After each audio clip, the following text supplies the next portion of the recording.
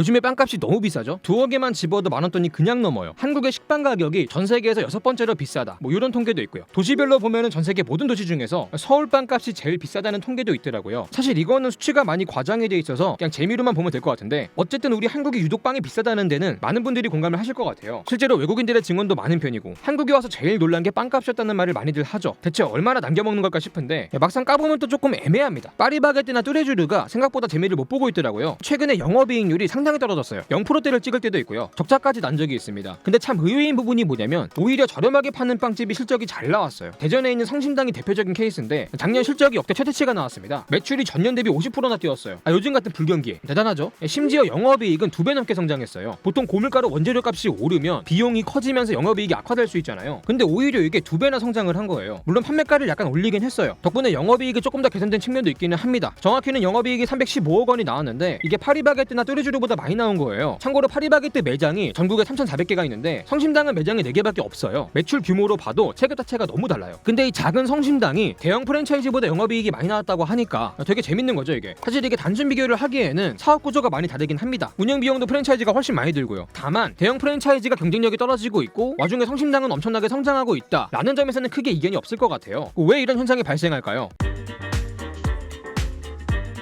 보통 우리가 유럽에 비해서 빵이 비싼 게 엄청나게 비판을 받는 부분 중에 하나인데, 사실 이게 너무 비싸가지고 문제인 거지 유럽보다 비싼 거 그 자체는 어쩔 수 없다고 해요. 유럽은 환경적으로 밀재배에 적합했고 그만큼 빵을 주식으로 먹어온 역사가 있고 밀이나 빵을 대량으로 생산하는 기술 그리고 인프라를 오랫동안 갖춰온 지역이에요. 수요와 공급이 대량으로 발생하다 보니까 규모의 경제까지 갖춰져 있고요. 생산비가 우리보다 살 수밖에 없는 겁니다. 근데 우리는 여전히 밀을 거의 생산하지 못하고 있어요. 원재료인 밀이나 원당을 거의 전량 수입에 의존하고 있습니다. 특히 요즘은 국제 농산물 가격이 많이 올랐고 환율까지 높아가지고 더 비싸게 수입을 하고 있어요. 또 한국은 주식인 쌀에 대해서는 국가가 공급량이나 가격을 통제하잖아요. 마찬가지로 유럽에서 밀이나 빵을 통제하고 있거든요. 우리가 유럽보다 빵이 비쌀 수밖에 없는 거예요. 근데 또 이것만으로는 설명이 안 되는 게 우리랑 조건이 유사한 나라들이랑 비교를 해봐도 유독 우리가 빵이 비싸다는 지적이 있다는 거예요. 대표적인 게 일본도 보면은 빵을 주식으로 안 먹거든요. 원재료도 거의 다 수입에 의존하고 있어요. 근데 여기는 우리보다 빵이 훨씬 싸죠. 이런 차이가 어디서 오냐? 일단 한국은 수입하는 원재료 말고도 우리가 생산하고 있는 원재료조차도 비싸다는 지적이 있기는 해요. 빵에는 밀이나 원당 말고도 우유나 버터, 생크림, 치즈 같은 유제품도 많이 들어가잖아요. 근데 한국은 이게 다 비싸다는 거예요. 그리고 또 많이들 지적을 하는 게 대형 푸차가 먹는 중간 마진이 크다는 거죠. 앞에서 영업이익률 박살난 거 봤는데 무슨 소리 하는 거냐? 지금 대형 푸차를 운영하는 그룹을 보면은 그 안에 빵 만드는 계열사만 있는 게 아니고요. 원재료를 만드는 계열사도 많이 포함되어 있거든요. 밀가루부터 설탕, 식용유, 계란, 우유, 육가공품의 포장재까지 거의 모든 원재료를 자체적으로 생산할 수 있어요. 수직 계열화가 잘 되어 있는 거죠. 빵만 팔아가지고 남겨먹는 게 아니라는 거예요. 빵에 들어가는 거의 모든 걸로 장사를 하고 있어요. 빵 가기가 힘들다고 해가지고 그룹 전체가 힘든 거는 아닐 수도 있다는 거죠. 특히 이런 식으로 유통구조를 거의 다 먹고 있다 보니까 유통 마진을 키우기 쉬웠다는 지적이 있는데, 그리고 동네 빵집들이 줄줄이 사라지면서 대형 푸차가 소매시장까지 장악을 하게 됐잖아요. 사실상 시장에서 경쟁이 무너지면서 가격 경쟁을 할 요인이 사라지니까 이런 과정에서도 빵값이 올랐다는 말이 나옵니다. 근데 이게 대형 푸차의 확장을 저지하는 규제들이 생기면서 개인 빵집들이 다시 늘고 있는 추세긴 해요. 근데 그렇다고 해서 빵값이 싸지는 느낌은 없잖아요. 요즘은 개인 빵집이 더 비싸다는 말도 많고요. 아무래도 이미 원재료가 너무 비싸기 때문에 저렴하게 파는 것 자체가 불가능해진 것 같아요. 이러면 할 수 있는 게 프리미엄화로 가는 것밖에 없거든요. 그래서 개인 빵집 같은 경우는 흔히 말하는 핫플레이스만 살아남을 수 있는 시장이 됐어요. 그러다 보니 체감되는 빵값은 훨씬 더 비싸지는 거죠.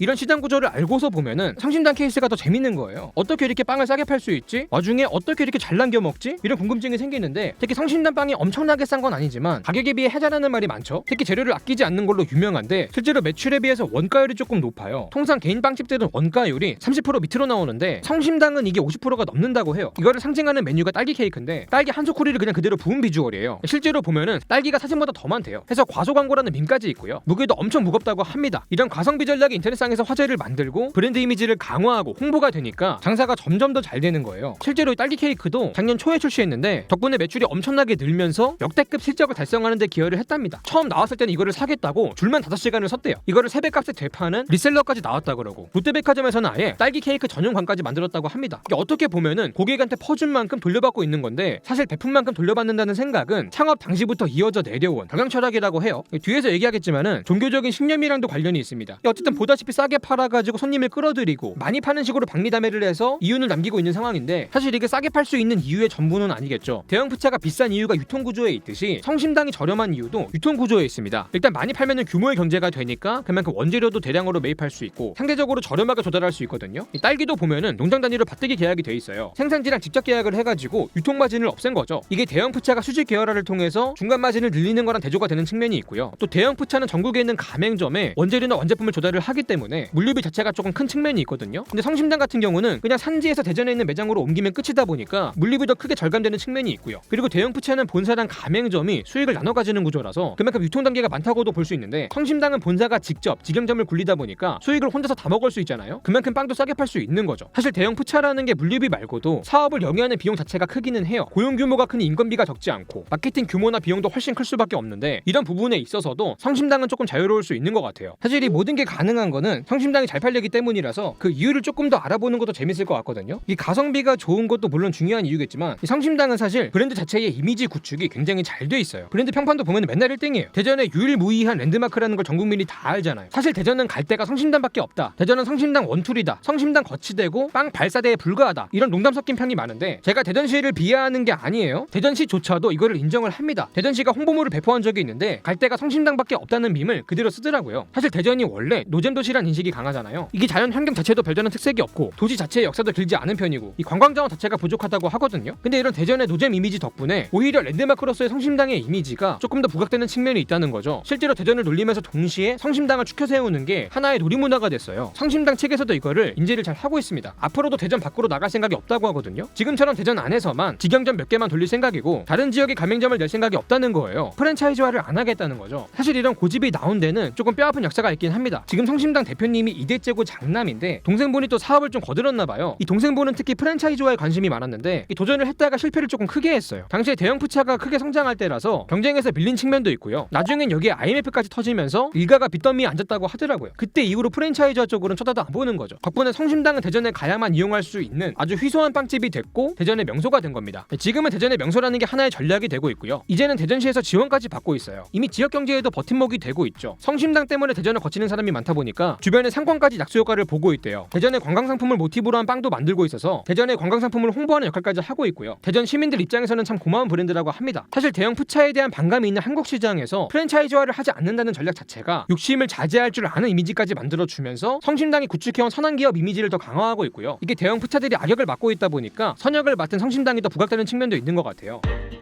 사실 이 성심당이요, 대전의 랜드마크로서의 이미지 말고도 선한 기업이라는 이미지를 일관되게 꾸준히 구축해온 측면이 있거든요. 선한 영향력을 행사하는 기업이 되고 싶다, 이런 얘기를 대표가 꾸준히 해왔습니다. 일단은 사회적 약자에게 베푼다는 측면을 강조하는데 실제로 팔고 남은 빵은요 보육원이나 양로원에 기증하고 있어요. 요즘은 빵이 너무 잘 팔려가지고 남는 빵이 거의 없기 때문에 아예 기증용으로 빵을 따로 만들고 있더라고요. 작년에는 기증만 10억 원어치를 했대요. 사실 창업주 때부터 원칙을 만든 게 당일 만든 빵은 당일 소진한다는 건데, 창업 당시에도 남은 빵은 전쟁고아나 불황자한테 나눠줬다고 해요. 사실 남은 빵은 사회적 약자에게 기증을 하면서 선한 기업이란 이미지를 챙길 수가 있고, 동시에 그날 만든 빵은 그날 다 처분해버리니까 항상 신선한 빵을 판다는 이미지까지 챙길 수가 있죠. 두 마리 토끼를 잡는 겁니다. 실은 세 마리 토끼까지 잡을 수 있는 게 이게 직원들의 애사심을 키우는 효과까지 있거든요. 내가 만든 빵이, 퇴근하고 포장한 빵이 사회적인 약자에게 돌아간다고 생각을 하니까 보람이나 자부심을 느낄 수 있다는 거예요. 그래서 품질에 대한 신뢰도에 윤리경영 이미지에 내부 결속까지 챙길 수 있다는 겁니다. 내부적으로도 직원들의 복지에 좀 신경을 쓴다고 해요. 물론 제빵업계 자체가 업무 강도는 굉장히 센데 급여는 조금 낮은 걸로 유명하다 보니까 성심당도 대우가 막 엄청 좋은 건 아니란 말도 있어요. 심지어 장사가 잘 돼가지고 힘들긴 더 힘들다고 하고, 다만 동종업계 중에서는 대우가 좋다는 평가가 많은데 기본적으로 연봉 자체는 그렇게 높지가 않지만 인센티브를 많이 준다고 하더라고요. 그리고 또 복지가 괜찮은 게 직원 유괴실도 잘 돼 있고 밥도 구내식당에서 공짜로 준대요. 이게 그렇게 대단한 복지인가 생각할 수 있지만 서비스직에서는 굉장한 거라고 하더라고요. 여기보다 큰 백화점도 이런 게 없으니까. 사실 이런 경영 철학은 종교랑도 관련이 있는데 창업주 당시부터 일가가 천주교 집안이래요. 그래서 그런지 사랑을 베풀면 사랑으로 돌아온다, 고객에게 베풀면 기업에도 이익으로 돌아온다, 약간 이런 식의 얘기를 많이 하더라고요. 이런 종교에 기반한 경영 철학이 굳어진 계기는 성심당의 역사를 보면 알 수 있습니다. 창업주인 임길순 씨가 원래 북한 지역에 살던 분인데 당시 북한이 정권에 대한 우상화 작업 때문에 종교를 엄청나게 탄압을 했거든요. 그래서 종교에 대한 자유를 위해서 가족들을 데리고 북에서 남으로 탈출을 시도하게 됩니다. 때마침 한국전쟁이 터지면서 국정도 혼란스러웠고 전선도 오르락내리락 하다 보니까 이때가 기회다 싶었던 거죠. 당시에 목숨을 걸고 탈출을 하면서 신께 기도한 내용이 뭐였냐면은 살려만 주시면은 평생 남에게 베풀고 살겠다, 이거였어요. 이 약속을 빵을 나눠주는 식으로 지켰던 거죠. 근데 이게 생계를 위해서 서울로 이동을 하는 하는데 중간에 열차가 고장이 나가지고 멈추거든요. 이 멈춘 곳이 바로 대전이었어요. 그래서 의도치 않게 대전에 정착을 하게 되는데 대전 시민들 입장에서는 이게 천운이었던 거죠. 대전의 랜드마크가 열차 고장으로 생긴 겁니다. 문제는 대전에 와보니까 먹고 살 길이 없는 거예요. 연고도 없잖아요. 도움을 청할 데가 성당밖에 없었는데 이 성당에 가니까 밀가루 2포대를 주더래요. 왜 하필 밀가루였냐? 당시에 미국이 공산권의 확산을 막겠다고 우호 지역에 잉여 농산물을 많이 원조했는데 이때 우리 한국도 밀이나 원당, 원면을 받아서 제분이나 제당, 면방직 같은 산백산업을 키웠잖아요. 과정에서 구호물자로 성당에 들어온 밀가루가 성심당의 초기 자본이 됩니다. 창업주는 밀가루 2포대를 받아서 찐빵을 만들어 팔기 시작하는데 이게 성심당의 시작이었어요. 미국의 원조가 성심당으로까지 이어진 거죠. 근데 창업주 입장에서는 탈출을 할 때도 창업을 할 때도 신께서 도움을 줬다고 느낀 거예요. 그래서 이때부터 종교적인 가르침을 바탕으로 베푸는 경영을 하게 된 겁니다. 그렇게 고객한테까지 베풀게 되면서 장사가 잘 되는 식으로 돌려받고 있는 그런 상황이라고 보시면 될 것 같아요. 자, 오늘 영상 여기까지고요. 지금까지 지식한 입의 한입만이었습니다.